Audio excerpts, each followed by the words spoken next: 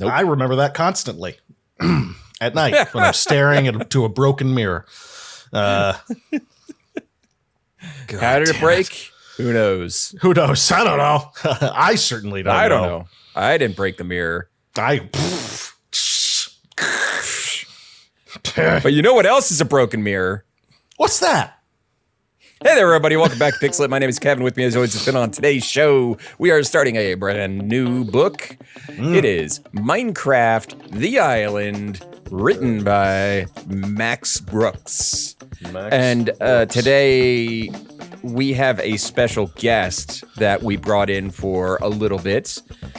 We figured, why talk about Minecraft from the point of view of two 40-year-old geeks who were never the target audience of the game, even when the game was new. Yeah, exactly. I was almost 30 when it came out. I was in my 30s, yeah. So, I think, God, when did it come out? When did the game come out? I have it pulled 2011. 2011. Okay, so yeah, I was 2009. 2009 was like its first launch, but the real big coming out release was 2011. Yeah. Okay, that makes sense then. Okay, I turned 30 the year after it came out. So yeah.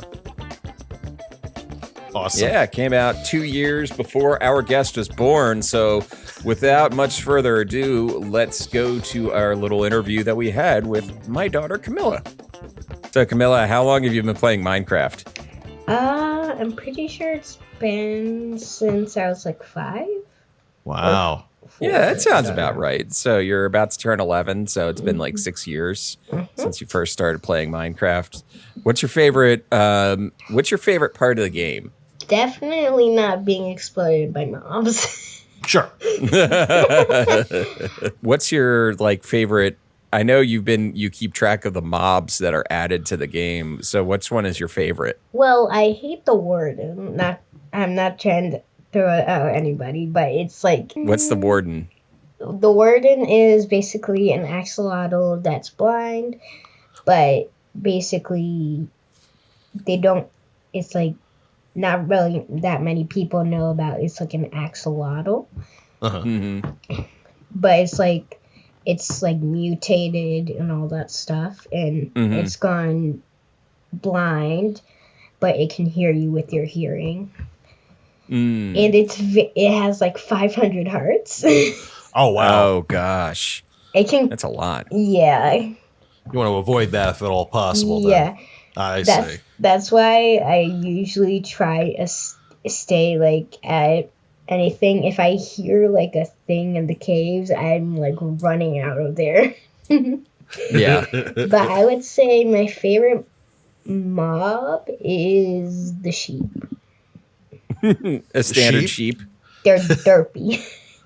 Because they're derpy faces. Yeah. I mean, they're adorable. Well, the apple did not fall far from the tree here. That's. But if we're talking about recent mobs, I would say probably axolotls. Do you have any particularly good memories of games of Minecraft that you've played with like your friends or anything like that? Anything cool that happened?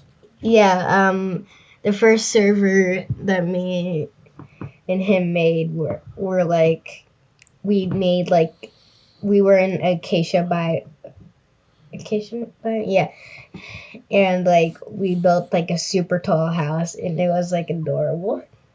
And my room was at the top, and I loved it.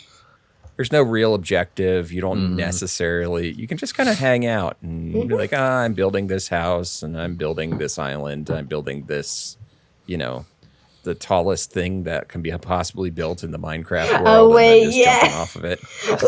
Wait, you built like a giant tower in like one of my servers. Yeah. On like the PC that's in your on the PC that's in your room, I'm pretty sure. Yeah, the one that you want me to fix. Yeah. That's in my office. Yeah, it was a giant tower, and it was at the foot of it was just like a pool of water so you could just jump all the way down. It was like that's the world's tallest diving board. He built it to the highest. He built it to the height limit. It was hilarious. and also like nearby, I was building like miniature people, like little people statues, and it's adorable. That is too much fun. You see, right now with my kid, the closest I get to play Minecraft with him because he's only 6 months old there. So you can see he got a hold of my book at one point. And Graham was chewing on it. He was chewing on it. He's got his 2 little bottom teeth now, so he's got a couple of fangs in there. So he uses them at every opportunity. Well, Graham's at one stage and Camilla's at a completely different stage. I mean, she's got her braces on now, and she's. I think do you have any teeth left to lose, Camilla? Yeah, I'm pretty sure I like have 1 more or 2 more. Huh. So she's almost out of baby teeth. Almost out of them. Oh yeah, look at that. Those are big choppers. Dang. So Camilla, is there anything about Minecraft? What is the thing that you love most about Minecraft? If you could put it into, like, if you could just put it all together into like a sentence, what is it that makes you love Minecraft? Getting to see all the cute mobs, building cute houses, and all that stuff. Yeah. And sometimes mining too, but mostly chopping down trees. But I do replant them. All right, Camilla, thank you so much for being on the show. I'm going to play Minecraft anyways. Yeah, go play Minecraft. And we're back. Thank you so much to my sweet baby child, who is a baby child and forever my sweet baby girl, loving her forever and ever. Sweet girl who has slowly been worming her way onto the show for slowly since we started. She's been making more and more appearances, and those appearances seem to get longer each time. It used to just be her poking her head in, and now it's her poking her head in and walking all the way up to the camera and saying hello. And now she's officially a guest. She has been a guest on the show. That's right. That's right. Before we get started, though, before we go too much further into the episode, I got to tell you about something. It's a very special website. Oh, well, please do tell. Patreon.com/pixelitpod is where you can go if you want to learn more about us. And when I say learn more, I mean give us money. Please. Because what is the best way to understand somebody than to give them money and see how they react? I personally think that that's the best way. Like, sociologists agree with that. So if you go to patreon.com/pixelitpod, you can join for free. There's a free, you're paying with your time and love, and we accept that as currency as well. But then you could also, we love that. We love that. But also there's a $1 tier. That gets you in the door, and that gives you access to Phil's What Are You Reading blog, where he talks about books that he's been reading recently. $5 gets you ad-free episodes, and I'm starting to put some more bonus stuff out there onto the feed. Hell yeah. And $10 gets you a shout-out in every single episode. So, I would like to shout out Ruthless Mutter, Jesus Loves You, Kyle Seaman, and Friendly Friend. Friendly Friend is the friend that we have had since the very friendly beginning. Absolutely. Patreon.com/pixelitpod. So, Phil, who's the author of this book? The author of this particular book is Max Brooks, who actually you probably know from his novel World War Z, which was an oral history of the zombie apocalypse.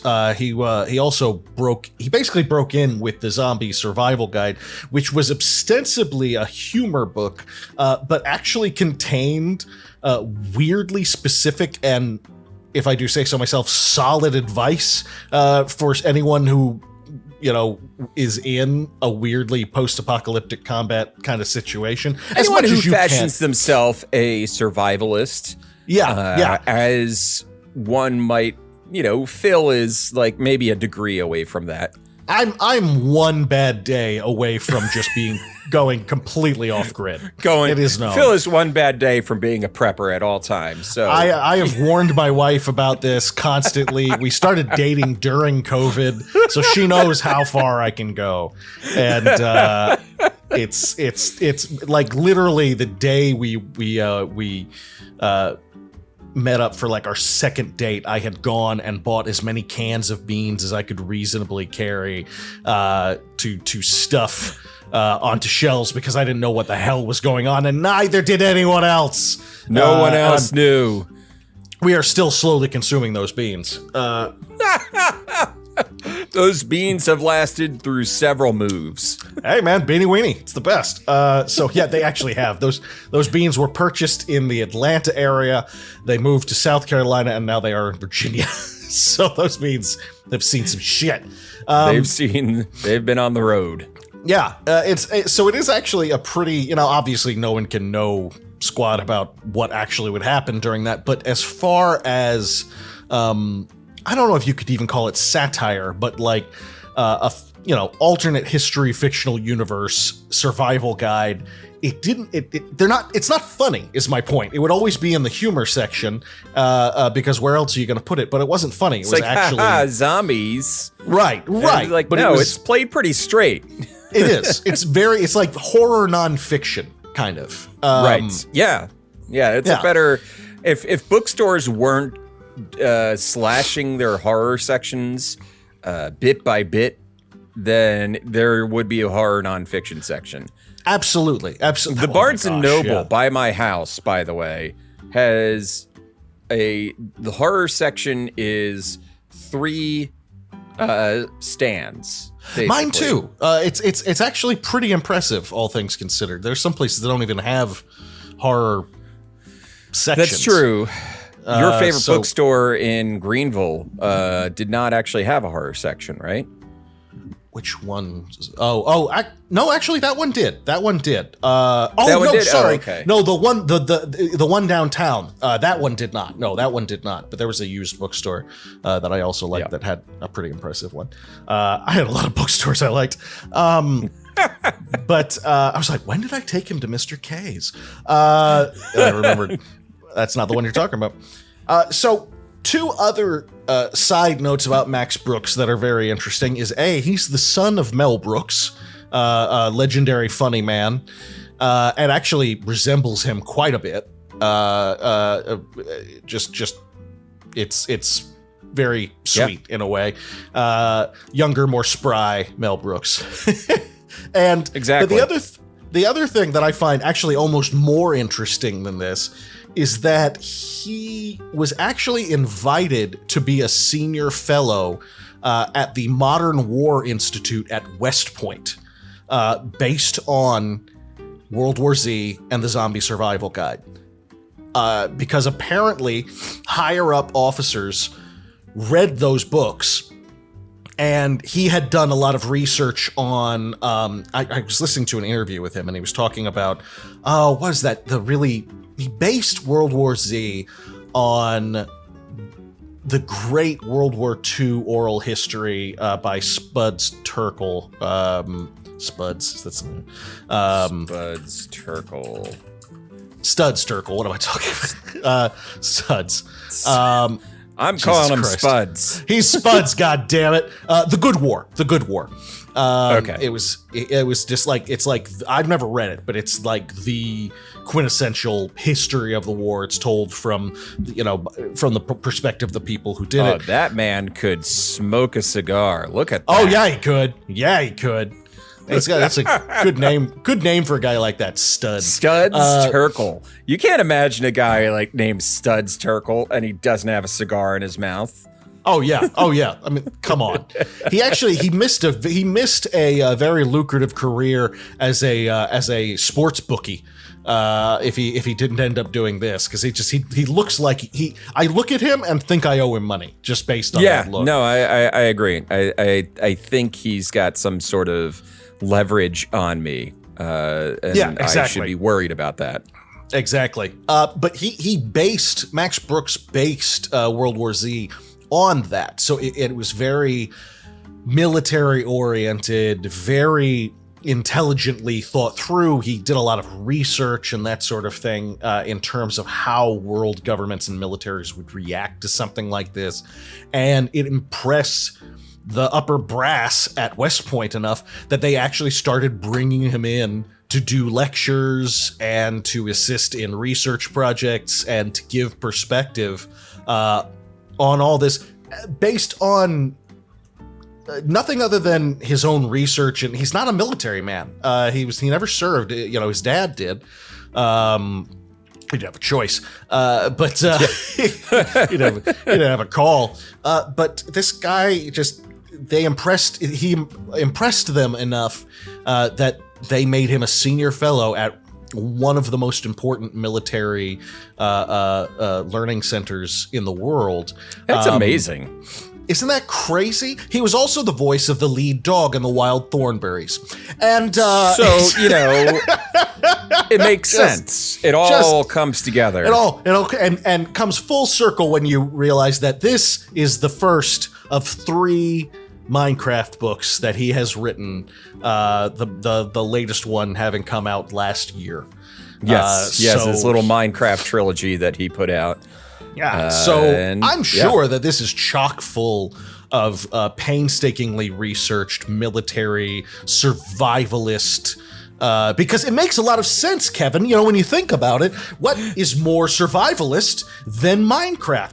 Minecraft is the prepper's video game. It absolutely is. The extent, I wouldn't want to say this when Camilla was on, but the extent of my experience with Minecraft is when it was free on Xbox 360 for a little bit, and I downloaded it and played in a lonely little server all by myself while I was getting hammered drunk on gin, listening to Anne Hathaway read The Wonderful Wizard of Oz.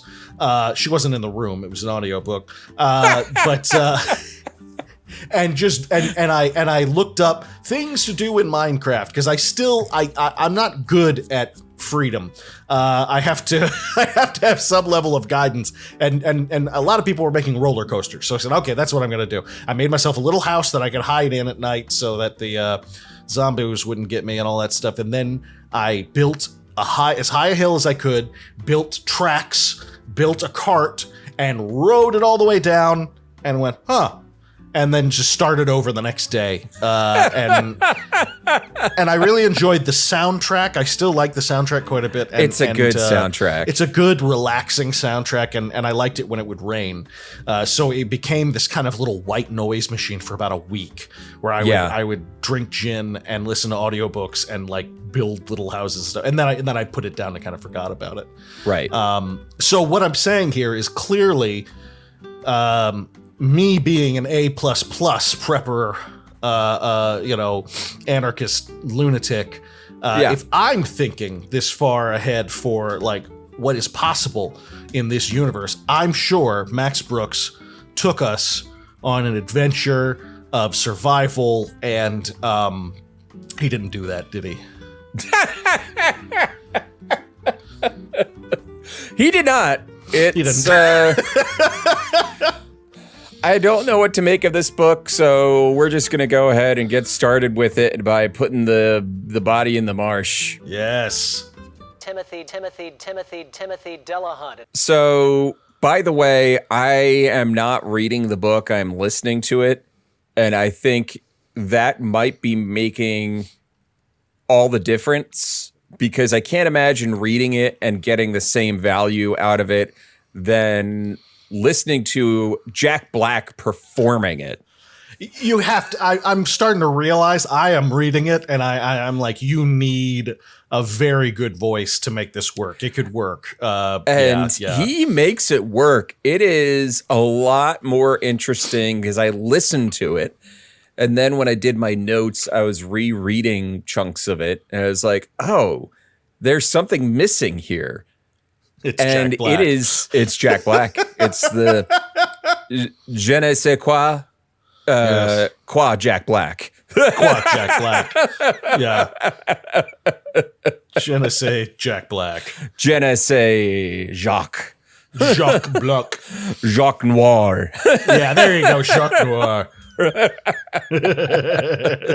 So the book starts with an in-character introduction. That the book is basically a journal of this character's adventure through their time on the island, and that hopefully it can help the reader. So which is a very zombie survival guide kind of thing to say, to be honest. Right. It's in the same vein. Right.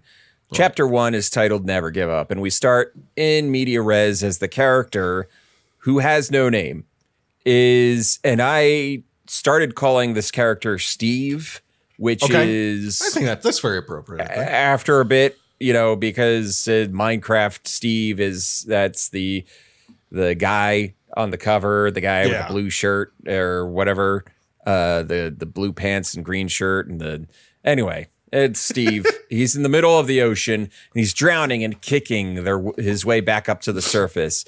And he gets to fresh air and he's stunned when he sees the sun and it's square. And he has no memory of his life. He doesn't even know how he got here. He's just in the water and he begins to swim to the west by following the clouds. And at some point he has an altercation with a squid and the squid is all blocky. And he's like, this is so weird. But the squid swims away. So he keeps swimming west and he comes upon land after swimming for a while. And Steve comes ashore and he notices that everything is cubes. All around me is cubes. What's in the box? Cubes. And it must be, he thinks that he must be he has some sort of head wound. It's the Munchkin. Hey. Hello. She couldn't go. She had to come right back. She had to come right back into the show. That's how good this show is, people. That's how good it is. Love you. So, where was I? He thinks he's had a head wound. He thinks he has a head wound. Which is actually pretty. They do that pretty funny. They do that pretty funny. They're pretty funny about how they roll with that. I got a kick out of that. Yeah, it must be the massive head wound that I have, because he notices that his hands are also squares, and that he can't open his hands. They're just these little blocks at the end of his arms. And he has it's a very literal interpretation of all of this. It's. We are getting hyper literal. He has a meltdown over his newfound form, and he is snapped. He's grounded and snapped back to realization by the fact that he is hungry. Yes. And then he looks around and he discovers that he has a backpack, an inventory, and he starts discovering how he can interact with the world by punching blocks. And he also experiments with eating things, but he discovers that his hand will only let him eat things that are actually edible. Eventually, he finds an apple, and he eats it, satiating his hunger, and he learns a valuable lesson: never give up. Right. And that's the end of chapter 1. That's it. Yeah. That's it. Okay. Chapter 2, Panic Drowns Thought. Take a sip of my Diet Coke there. Yeah, just give yourself a minute. Give myself a minute, because panic drowns thought. Yes, exactly. And you got to take your time. You got to take your time. Yeah. Steve discovers that he can stack like objects in his inventory. He also meets a cow, and he also accidentally punches a sheep. The sun goes down and he encounters a zombie and has a bit of a rough and tumble encounter with it, which ends up with him burying himself under some dirt cubes for safety. And he can hear the zombie grumbling outside. He realizes that none of this is a dream and that he needs to learn how to survive, and that panic drowns thought. And that's the end of chapter 2. I mean, nothing else really happens. I mean, that's pretty much it. Chapter 3 is titled Don't Assume Anything. Mm-hmm. Steve realizes that he heals pretty fast once he eats another apple. He talks about survival tactics out loud in the direction of the zombie as if it's conversation, and the zombie is responding with his groans. And then suddenly the zombie groans a different groan and stops. And then Steve breaks out of his little dirt tomb and he sees that it's morning again. The zombie is gone and the only thing that's left over is a stench and a piece of zombie meat laying on the ground, and he collects it. Yes. He then experiments a little bit with the zero gravity effects of the Minecraft world, and where you can like stack two things of dirt and then knock out the bottom thing of dirt, and the top thing of dirt stays where it is. Yeah. He makes the connection that the sun kills zombies, and he punches out the sign "Help" on the side of a hill for anyone that might see it. He then realizes that he can't break rocks with his fist and that trees don't fall when a block is knocked out at the bottom.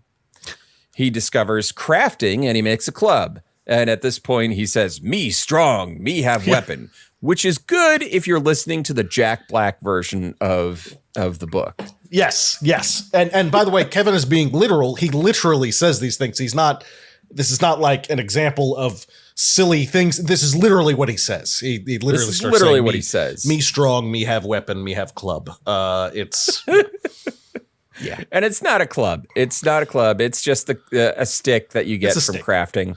Yeah. He continues experimenting and ends up making a crafting table and then a whole bunch of other things, including a door, a hatch, storage boxes, and a boat.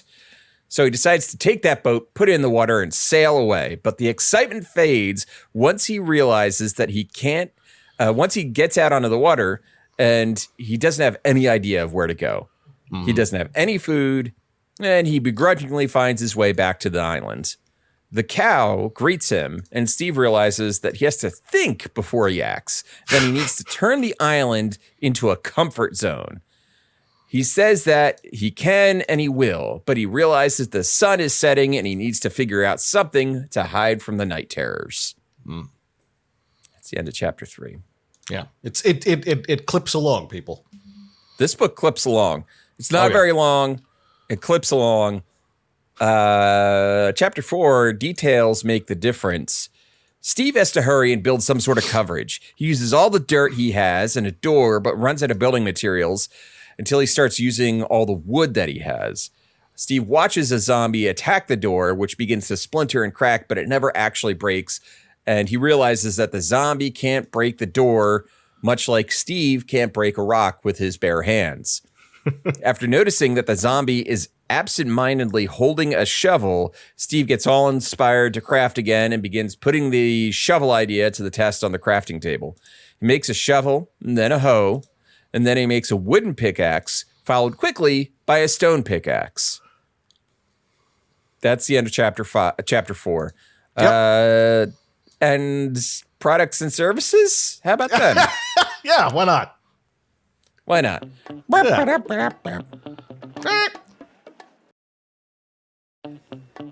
And we're back. We're clipping along with this book. Chapter 5, Be Grateful for What You Have. Be grateful. Be grateful. With the morning sun killing the zombies, Steve goes to work with his new tools, planting seeds. One of the chicken lays an egg, and he investigates it. But suddenly, a creeper shows up and blows up, throwing Steve into a lagoon. He swims back and he's very wounded. And he finds that a cow and 2 chickens have died from the explosion, and he picks up their meat that was left behind. He's out of food, and he can't heal unless he can eat. So he eats an apple, but that's not enough. So out of desperation, what does Steve do but eat raw chicken? meat. Which is delicious and healthy, and we all know that. But we all know. Not always pleasant. I'm having flashbacks. So, okay. There was this time. When my parents were out of town, and it was just me and my brother. Oh, no. My brother was, I think he was in college at the time, and I was in high school. Mm-hmm. And they had left like a whole chicken for us. They left the instructions, and they're like, yeah, you just put it in the oven for this long, take it out after this many minutes.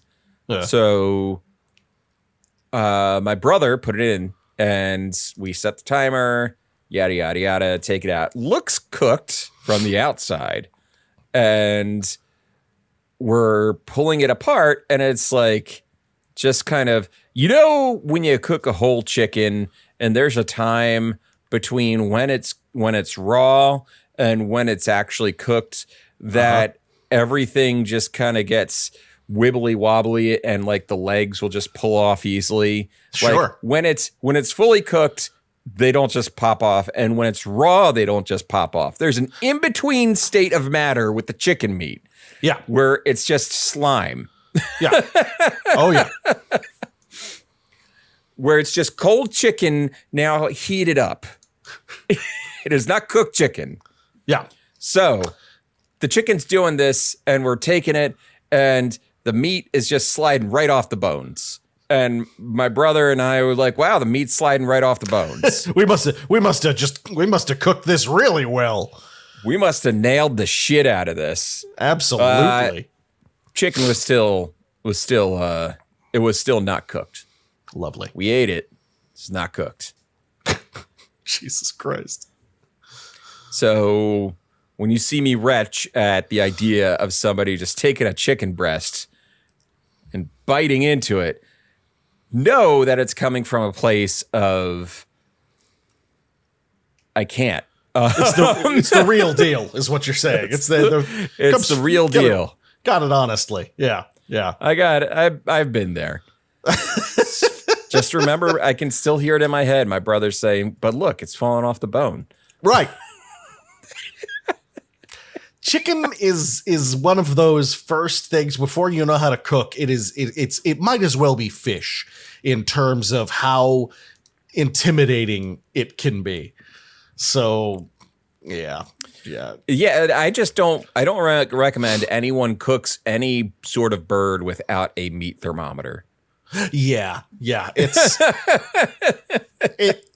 it takes a certain level of confidence that maybe some people just don't have, and it's understandable. It's understandable. Chicken will kill you. A chicken will kill you. Yeah. So he throws up naturally. He gets nauseous. And then he decides, okay, well, what do I have left? He has a raw steak. And he eats that, and that doesn't make him nauseous, and he's able to finish healing, which makes sense because there's a world of difference between raw red meat and raw white meat. It's it is a chasm of difference. Huge difference. Yeah. There are so many dishes which include raw beef. Like you got your beef tartare, you got others. I can name one. You have others. They're just rare steak, like just really rare steak. I mean, just really rare steak, and that's actually what he says. Is like a lot of times you can order a steak where just the outside has been seared and it's pretty much raw on the inside. Yeah. So he's like, this should be fine, and it was. So there you go. There you go. There you go. Probably doesn't taste as good. Oh no, I mean definitely not. But you want to add a little seasoning, something, just a little searing on the outside. Anything really. I'm not a blue. I don't like it blue. I don't like it. No, I'm not a big. I like rare, but medium rare, please. Something salt. Medium rare, yeah. A little salt nice. on there. Maybe a little pepper. So this reminds me of the time that we were at a steakhouse with our friend Ian. And I know exactly what story you're going to tell.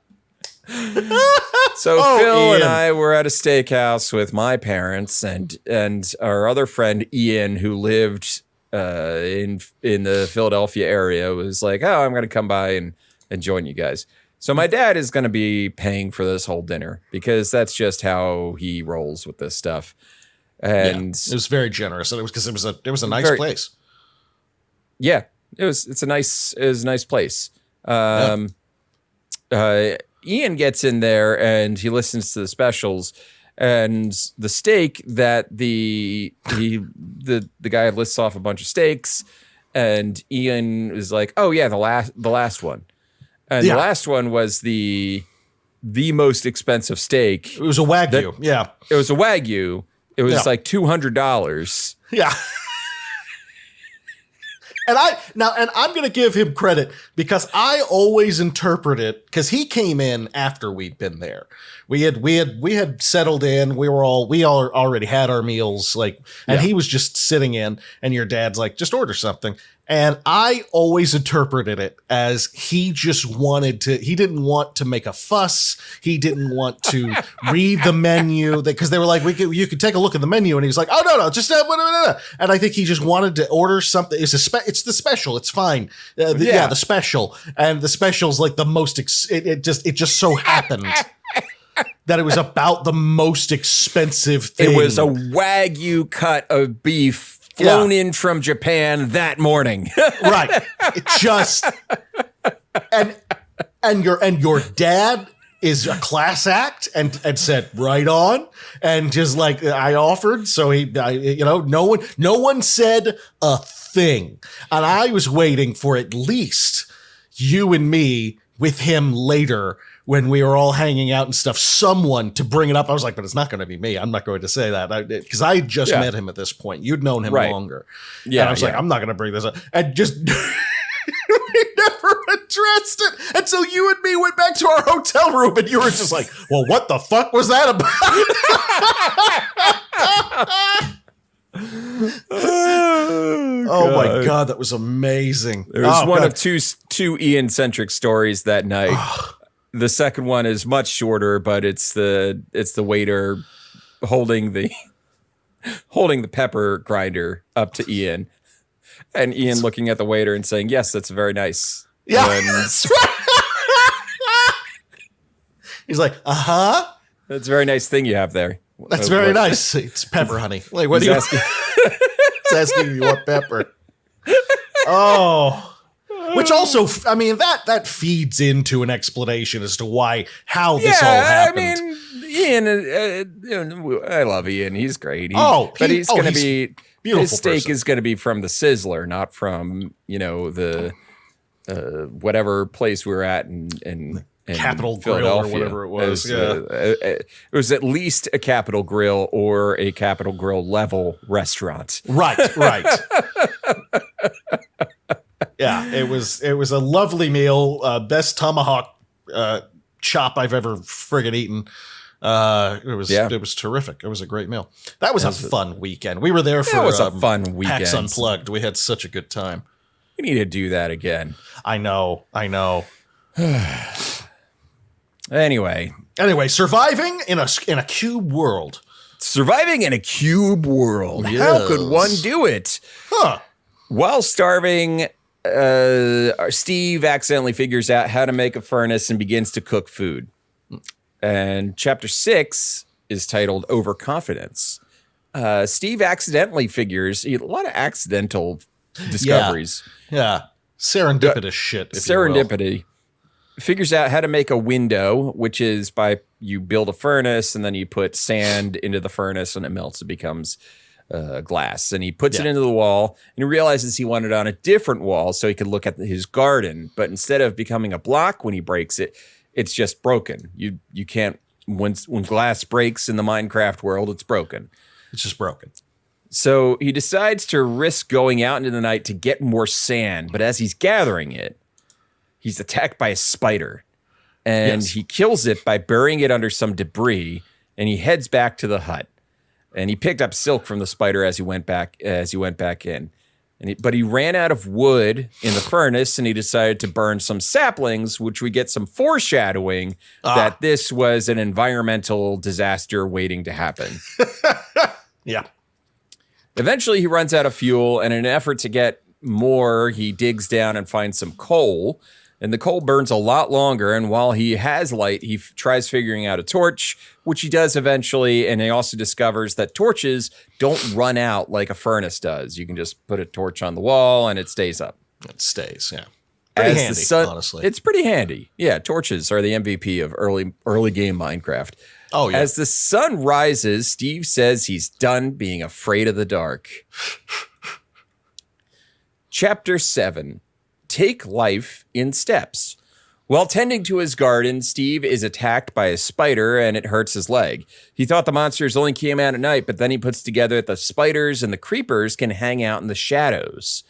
On the way back from the lagoon that he ran to hide from the spider, he finds what he first thinks is bamboo and then realizes that it's sugarcane, but he can't do anything with it yet. Steve starts cutting down trees in desperation to find some sort of food, but finds nothing. And then he accidentally punches a chicken. And the cow comes back to calm him down. Steve realizes that he needs to calm down and take life in steps. And that the next step is that he needs to understand the creatures that would hunt him at night or from the shadows if he was going to continue to be able to continue life on this island. So that is the first third of this book. That's it. That's now, 90 pages, by the way. The reading level for this book is relatively low. Oh, absolutely. Yeah. Still, Phil, what are your thoughts so far? I kind of hate it. On one hand, we have talked about books in the past on this show that were very, I'm playing the game and writing about it. This is the crowned king of games that I'm playing and I'm writing about it. You can literally, in your mind's eye, see middle-aged Max Brooks playing this game going, I can build a thing. He puts the controller down, he goes to his notebook, writes out the thing. It's like literally moment for moment how that works. And on one hand, there is a small level of self-awareness to that fact. Sure. Which is funny, which is funny. He can be very funny in this. Son of, Mel Brooks, big surprise. Yeah, he's been funny before. So yeah, funny guy. He can be funny. But it's also so low effort that right now it's driving me crazy. on one hand, it's an interesting perspective on this whole thing. Because I thought, I was like, well, this is, it's Minecraft. So you create it. They made Telltale Games did this, where they have a whole adventure that is an adventure in and of itself. It just happens to take place in the Minecraft universe. So we don't need to we don't have to get into the fact that everything's a cube. Not really. But we have. Okay. We have gotten into the fact that this is a person from the real world, ostensibly in another universe. Yes. In a very video gamey universe. And so I think I am enjoying it more simply because I'm listening to Jack Black perform it. I can only imagine. I imagine that makes it a lot better. Yeah. But yeah, I agree. I think it just feels like, and maybe this is the point, because the reading age for it is between the ages of 8 and 11. It's Minecraft. So the goal was to hey, I'm just going to capture basically everybody's first experience in Minecraft. This is literally, if you were the first time you played Minecraft, you probably went through this stuff, and it's supposed to be relatable. Yes. Yes. That being said, it's just a little bit too. Oh, we're really going beat by beat of everything you're doing. Yeah. It's just not very. You can have a low reading range and still have more interesting things happen than this. There's not really a plot. I mean, right I compare it to like one of the books my daughter read for school last year is Charlotte's Web. Oh yeah, which has a lot of interesting things happening in it. And, you know, it was written by E.B. White, and E.B. White had a fetish for grammar. So, yeah. Wrote a whole goddamn book on it. Absolutely. Not a long book, but a book. A book. Yeah. And if you are a writer, you have read it. If you're a writer and you haven't read it, you probably need to. You should. That's half of Stephen King's on writing. Just telling you to get out. Half of Stephen King's on writing is him saying, you know, you should probably just go read Strunk and White. Yeah, my dad got me Strunk and White as a stocking stuffer when I was in the 8th goddamn grade. Because he was like, "Oh, Phil's a writer. He'd better get this stinker under his belt." And Jesus, he was. I never thanked him for that. Like, you got me ahead of it, so that's nice. He got you ahead of it. You got to rip the Band-Aid off at some point and read your Strunk and White, because everything Stephen King says, which is don't use any words other than said, is from Elements of Style. Yeah, avoid the adverbs. Yeah, exactly. Avoid the adverbs. Yeah, don't put more words in a sentence. It's great advice. It's like, you cut out any words in a sentence that do not need to be there. Right. You know, it's simple advice, but you got to imagine when Strunk and White wrote this I imagine it was the 1950s that they yeah, it has to have been. Yeah, sure. Elements of Style. It's got I want to say 1956, but yeah, it's that is not the Elements of Style I'm talking about, Google. Jesus Christ. It went to fashion style, I'm assuming? It went to home decor, and I was like, oh, come on now. You suck, Google. Elements Style. This is... It's been published so many times that sometimes... Wow, 1920. 1920? All right, does that make sense? Yeah, 1920. Holy shit. Oh, Strunk wrote the original one by themselves in 1918 and then 1920. And then E.B. White came in 1959 and updated it, and it became Strunk and White. Okay, that makes a lot of sense. Okay, great. Okay. So it was just Strunk's Elements of Style, and E.B. White's like, let's fix some of these things. Yeah, but I can imagine things change. But I can imagine it with in the first half of the 1900s, you had some purple ass prose out there. Oh, yes. I think that might have been the only kind of prose that existed. You read Brideshead Revisited? I mean, my God. I could just imagine Strunk sitting there trying to read Lovecraft and being like, fucking stop. Just put it down. Just put it down. Don't do that to yourself, Strunk. Jesus. There's a reason. Dear colleague. Those writing a letter. Those people were getting paid by the word. So, yeah. That's how Scientology happens, when you pay a motherfucker by the word. Yeah. You pay one sci-fi writer by the word, and Tom Cruise is jumping on a couch. You get the worst religion ever. And there are a lot of bad ones, as it turns out. There's a lot of bad ones, but yeah.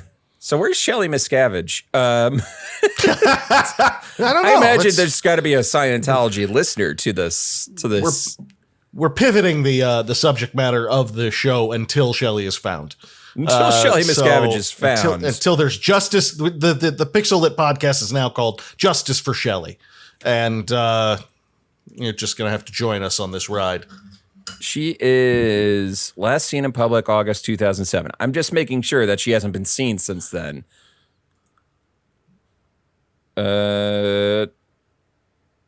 Yeah, no, I think she's... No. She's a ghost, man. She's a ghost. Alive. There's no way. No. And even if you see her alive, that is just... That's not her anymore. That's just David Miscavige puppeting her with a stick or something like that. Yeah, the longest marionette strings known to man. The longest marionette strings known to man. Yeah. That got weird. That got on this show?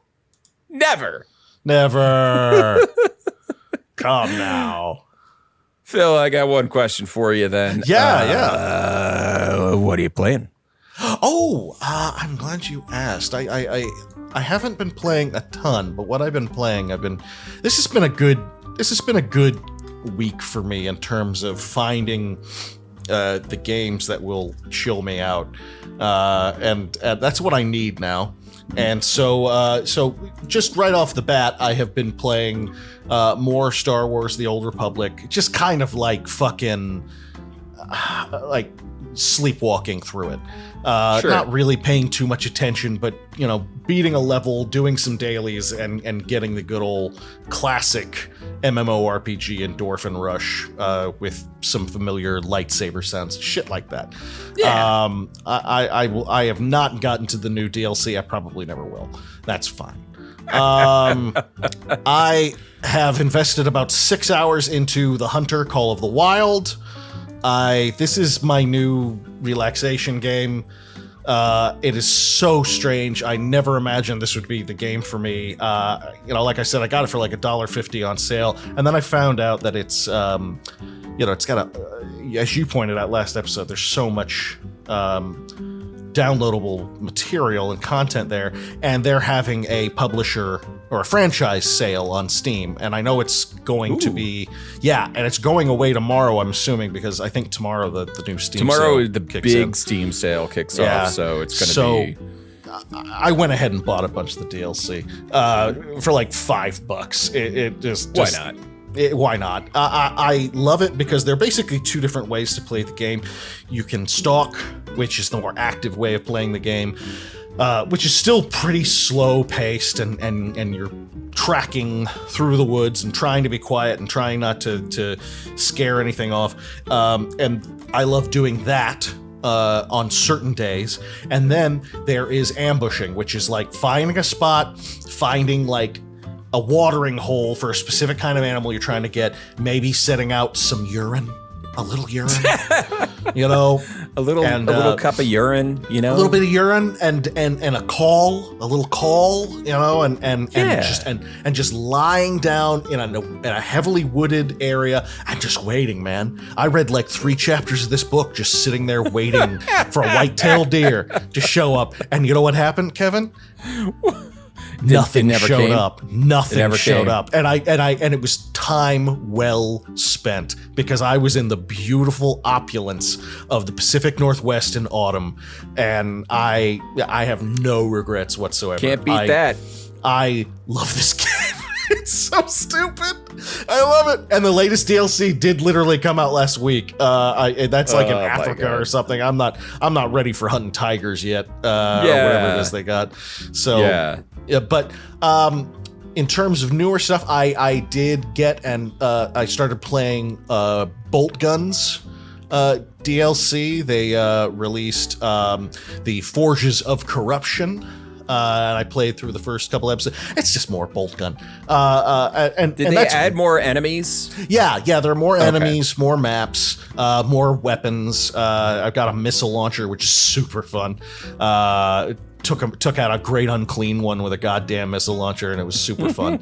I love this game. This is one of another really ideal game to just go in for a level that'll take you 20 minutes and just blow shit to Kingdom Come and shout about the Emperor. The dedicated button for clasping your fists together and Yeah, screaming for about the Emperor. making Rahul Kohli shout about the Emperor over and exactly. over again. It's so much fun. It's just more of the same for the most part, with a few new weapons and a few new bad guys. But that's fine. You know, that's all it has to be. It doesn't. Right. It really doesn't require. I was never going to require much more, and it's $6. It is. And I think it's well worth that. Also, on a side note, like last year, whenever I finished it, I mentioned on the show that a glitch happened as I was finishing the game, and I never got my achievement for finishing the last chapter on the difficulties I did and everything like that. And I logged in to play this for the first time earlier this week, and immediately got those achievements. Oh, that's amazing. Yeah, it says I accomplished them a couple of days ago, but fuck it, I don't care. I got my credits. Take the win. Yeah, I took it. It's great. I also played the Crow Country demo. I love Crow Country. I might need to come back to it again and try. I don't know. I'm surprised it didn't grab me the way I thought it was going to. And this should be a slam dunk for me. It should be a slam dunk. Yeah, like I love Resident Evil. Signalis was like one of my favorite. I wish I had played that earlier, just so I could have put it on my Game of the Year list. In 2022. I might just need to come back to it again, try it again, because it just didn't give me the oomph. Didn't click. Didn't click, which genuinely shocked me. What does the demo do? What's the demo's as best as range? I can tell, it's the opening. I didn't go very far. I got in. You go into the theme park. Mm-hmm. You get it is a very funny intro where she's like introducing herself over and over again. It's very funny. She's like, don't forget my name. It's Mara. Don't forget it. You better not forget my name. It's pretty funny. And then I found a survivor and helped him out, and then got into some monster shit. And I think part of it might be that the environments are so similar that it was like I was getting frustrated trying to figure out where the hell I was. For a while. I think I need to. I should give it. I'm going to give it another try. Give it another shot, because the environments are a lot more varied. Like once you get out of that first area, the environments are they're basically like biomes almost. Right. And how different they are, because there's one area that's like the back rooms. There's another area that's like Poseidon's Adventure. So it's all, decorated with that kind of bullshit. Yeah. There's the theater area. So yeah, give it another shot. And I'm going to give it another try. Yeah. See if it clicks. Because Crow Country is one of my favorite games of the year. That's the thing. I know I need to give it another, because I'm just genuinely surprised at how ho-hum it kind of left me feeling. That doesn't make any sense for me. So I'm going to give it another try and see if I can get any further. But that's been the extent for me. What about you, Kevin? What you been playing? I have been playing. So I purchased, played, and beat Still Wakes the Deep. Oh, which shit. is okay. the new game from Chinese Room. Mm-hmm. They so Chinese Room, their previous work includes one of the Amnesia games. Is it Machine for Pigs, I believe? Yeah, admittedly the weakest. Which is which I know is your least favorite of the Amnesia titles. It's a good story. I mean, they write a hell of a story. So Chinese Room is very much writing focused and gameplay second, whereas a lot of the other Amnesia games are very much they have a lot of gameplay in, like the Bunker was the Bunker had more gameplay than any of them. The Bunker had the most gameplay of any Amnesia game, but it had interaction. Still Wakes the Deep is still very much in line with their other work, where they did What Remains of Edith Finch, right? Or was that somebody else? That's What Remains of Edith. Because that Finch is a brilliant game. Oh, no, never mind. That was Giant Sparrow. My bad. Never mind. Never mind. Who? All right, Chinese. What is the Chinese room? That is not the one I want. God damn it, Google. They're not helping me at all today. Why would they? They don't Why know would your they? shit. Everyone's gone to the Rapture. That's what I was thinking of. Okay, yes. So everyone's gone to the Rapture, and they are working on Vampire the Masquerade Bloodlines 2? Yes, fingers crossed on that. Fingers crossed on that. Which- Because that has had a very up and down kind of a production Oh, cycle. and Dear Esther. Dear Esther. Okay. I knew it was an E name. Okay, that's why I thought Edith Finch. Okay. So Still Wakes the Deep is very much in line with their other walking sim type stuff. It has a lot more, it has a lot of like pseudo platforming in it. Because so the setting of the game is it's on an oil rig. It's in the 1970s. It's during the height of the international oil crisis that was gripping the entire world at the time. And you are on an oil rig off the coast of Scotland, and you play a guy named Kaz McCleary, who is on the oil rig because he is trying to escape from something that is happening back home. And you get more details about it. Starts the opening starts with a letter from his wife telling him that if he doesn't come back home, she's going to divorce him. That's like the opening of it. And then you're called into your boss's office, and the boss says, I've had the police have been calling for you. What bullshit did you bring to my door? You got to get out of here. You're fired. Get out of here. And as you're going to get on the helicopter, the drill on the oil rig hits something. Oh, no. And rips it back up. And you are on the helipad at the time. You fall off the rig, but you end up getting pulled back on by a few folks. And that's when shit starts getting weird. And there's some colors out of space happening, and a lot of purple and glowy and things like that. And it really does turn into The Thing meets an oil rig. Okay, well, shit. Now, the story is great. I really love the story. Gameplay is fine. It costs a lot of money right now. It's like $30 for what amounts to, I beat the game in 4 hours. Okay.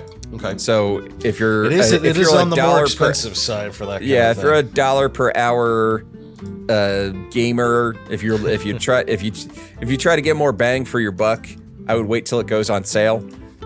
But otherwise, I think it is really fascinating, and it's probably going to be on my Game of the Year list. Okay. Just based on the strength of its writing alone and the authenticity. That's one of the things I talked to Monty Zander about it. Monty Zander, the YouTuber and host of Lore Dump, I was talking to him about it on Discord, where it was like he was saying he's Scottish, and he was talking about how wildly authentic this stuff was, like the little things that you find in the people's rooms, like there's a guy who's like a racist prick, and he's part of some like party that is like put Britons first or something like that. There's a poster hanging on it, and he just remembers, Monty was telling me he's thinking of stories that his dad would tell about, guys like this from, this time period. So, and it's very Scottish in terms of dialogue.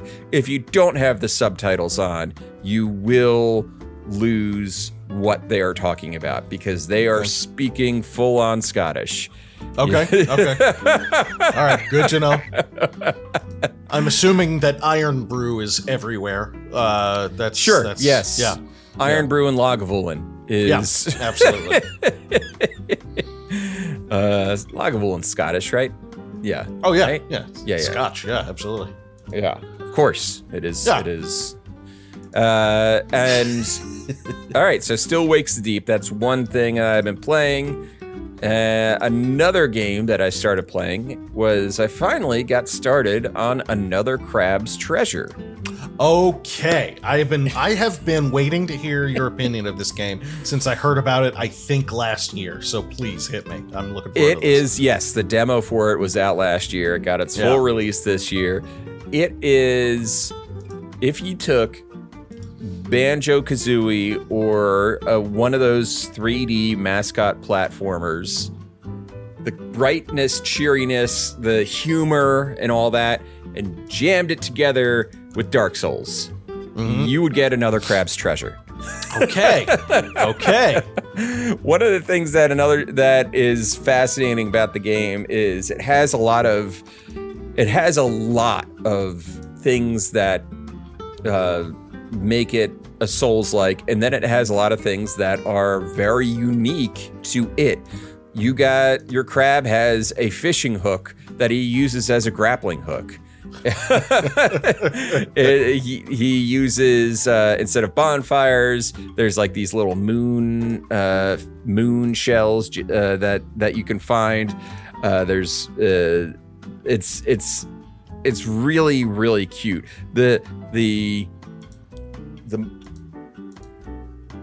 Instead of souls, you collect microplastics. Oh, okay. Yeah, I did read about that. Yeah, I love that. And then every time you kill a boss, it says pollution scoured. Instead of like great enemy felled or whatever. The noun verb of this game is pollution scoured. It is, and it is really funny. It's a funny little game where the crab, like, instead of like fuck you, crabs will say shuck you. That's cute. I like that. It's got so many cute little touches and so many details. And I'm playing on the regular mode, which is hard. It does have an assist mode. There's 2 levels of assist mode. There's story and then there's easy. But if you go to the menu with the accessibility settings, the story mode and the easy mode leave one box unchecked no matter what. You have to manually go put this box on. And the main character's name is Krill. There's a box at the bottom where you check it, and it says, "Give Krill a gun."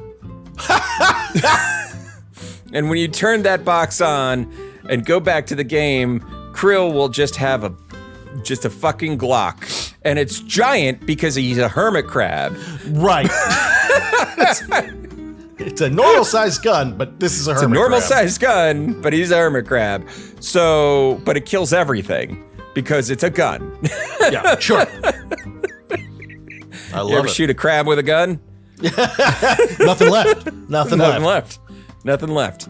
So I'm really loving Another Crab's Treasure. There's some difficulty spikes. It is harder in some ways just because you got to get used to the fact that instead of a shield that you can use like other Souls-likes that to just kind of tank damage, you have a shell. Mm-hmm. But the shell has its own health bar. And as you're going throughout the game, as far as I've played so far, I haven't even gotten like a real shell. I've had like a bottle cap or a soda can or a coffee cup or something like that. All sorts of things that, a hermit crab could just like sneak into. Yeah. None of them are actual real shells. So, but each shell has its own ability. So you have this ability, magic in the game is called umami. And and the stat that you level to increase your umami is MSG. Oh, I love it. Of course. And so each shell gives you a different magic spell, basically. So the soda can shoots out a bunch of little bubbles that go out and attack the enemies. The coffee cup is something like the ability, something like morning coffee, and you press it, and Krill is able to like move at like 3 times the speed. It's fantastic. There's like a coconut one where you can basically spin like Sonic. And then shoot off at an enemy. I love it. That's fun. Oh, that's so interesting. You don't hear about stuff like that with Souls-likes. Yeah, it is so colorful and it's so lighthearted. And do you hear the dogs? Oh yeah, that was urgent. Urgent doggy. Urgent doggy. So yeah, it's really colorful, and it's basically I would say. Somebody described it as a Souls-like meets a platformer, meets like a 3D mascot platformer, and yeah, I agree. That's a pretty good summation of it. That's really charming. I'm so glad you're enjoying it. I remember seeing that and being like, Kevin, yeah, you gotta play this. I really like it. I'm glad. That's awesome. But and you know what? I just want to throw it out there because I subjected myself to it. I watched Argyle. Oh, okay. How'd you find that? It was terrible.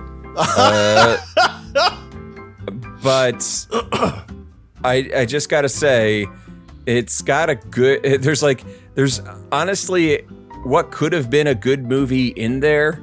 Okay, but. The tonal shifts are all over the place. I remember watching trailers for it and being like, I just don't know what we're making here. I don't know what the story is. Like, I don't know. I don't know what kind of a movie we're looking at here. It was very unclear. It's basically, it's not silly enough to do the thing that it's doing. Right. It's so anyway. But that'll do it for tonight's episode. Thank you all so much for listening. Please go follow us on the social medias at Twitter, at Blue Sky, Instagram. You can find us all at Pixelit Pod. If you search Pixelit Pod in any of those platforms, you will be able to find us. So go ahead and do that. Rate us 5 stars on the podcast platform of your choice. Share us with a friend. Share us with an enemy. Or a sea anemone.